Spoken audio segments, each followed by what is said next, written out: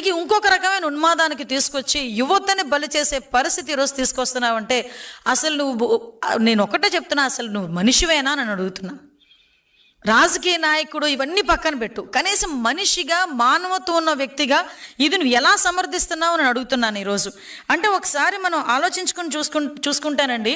మొన్న రీసెంట్గా చూసాం, పీపీపీ విధానంలో మెడికల్ కాలేజీలను కట్టి ఎక్కడా కూడా పేదవాడికి ఆ వైద్యాన్ని దగ్గరికి చేయాలనే ఉద్దేశంతో గౌరవ ముఖ్యమంత్రి గారు ఏర్పాటు చేసి ఈరోజు పీపీ విధానంలో అతను వదిలేసిన మెడికల్ కాలేజీని అన్నింటినీ కూడా కట్టి తిరిగి వాళ్ళకి పేదవాడికి వైద్యం అందించాలని మంచి ఉద్దేశంతో తీసుకొస్తే నువ్వు బయటకు వచ్చి అదే ఎవరైతే టెండర్ వేస్తారో వాళ్ళు నేను అరెస్ట్ చేస్తాను అని చెప్తున్నావు. అంటే ఏ రకమైన మెసేజ్ ఇస్తున్నావు?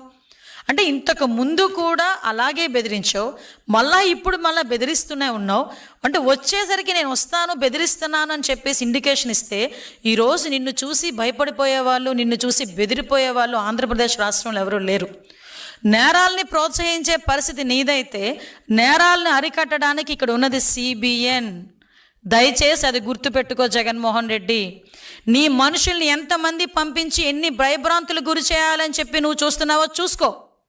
ఎలా అరికట్టాలో మాకు తెలుసు, అరికట్టడానికి ఎవరు ఇక్కడ ఉన్నారో కూడా నీకు తెలుసు. అది చంద్రబాబు నాయుడు గారు ఉన్నారు ఇక్కడ.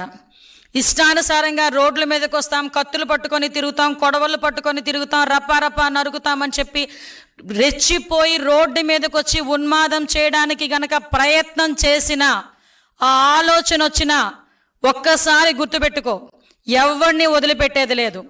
ఈ రోజుకి ఈ రకంగా ఫ్లెక్సీల మీద రక్తాభిషేకాలు చేసిన ప్రతి ఒక్కడు రిమాండ్లో ఉన్నాడు. ఈ రోజుకి ఎవరిని కూడా వదిలిపెట్టాం, ప్రతి ఒక్కరిని ప్రజలకి ఎగ్జిబిట్ చేస్తాం. ఇంతకు ముందులాగా ముసుగులేసి బయటకు తీసుకొచ్చే పరిస్థితి కాదు. ఈరోజు ఒక పోక్సోలో చిన్నపిల్ల మీద రేప్ అటెంప్ట్ చేసిన రోడ్డు మీద నడిపించే తీసుకెళ్తాం.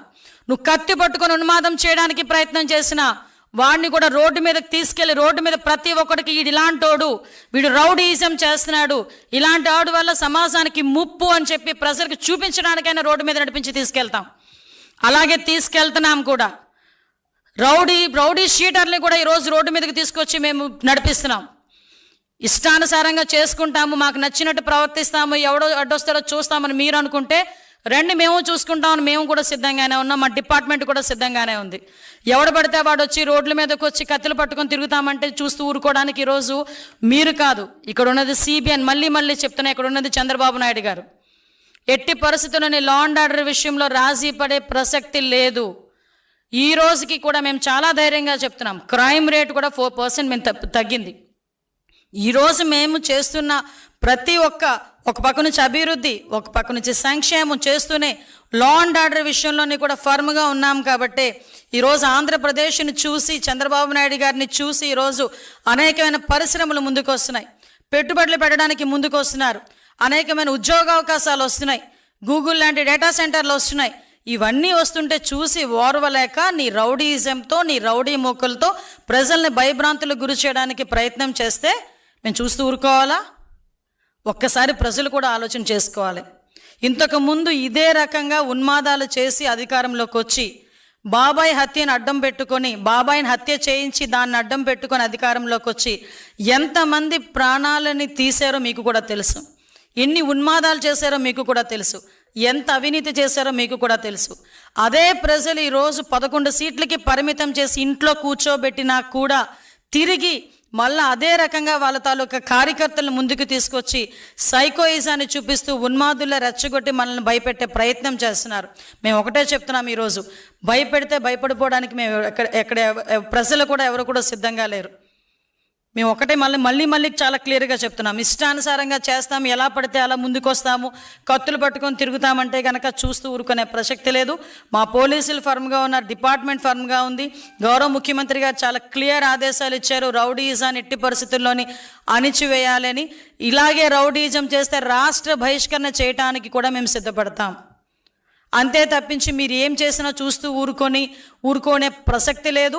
ఊరుకోమని కూడా మీ అందరికీ కూడా హెచ్చరిస్తూ, ఇలాంటి ప్రయత్నాలు చేస్తున్న వాళ్ళందరినీ కూడా మానుకోమని వాళ్ళకి కూడా సూచనిస్తూ, దయచేసి తల్లిదండ్రులకి ప్రజలకి చివరిగా ఒక విన్నపం, ఇటువంటి రాజకీయ నాయకుల్ని, ఇటువంటి రాజకీయ పార్టీలని ఎంతవరకు మన మధ్యలో తిరగనిస్తూ మన పిల్లల భవిష్యత్తును నాశనం చేసుకుంటామో ఒక్కసారి ప్రజలు కూడా ఆలోచన చేసుకోవాలి.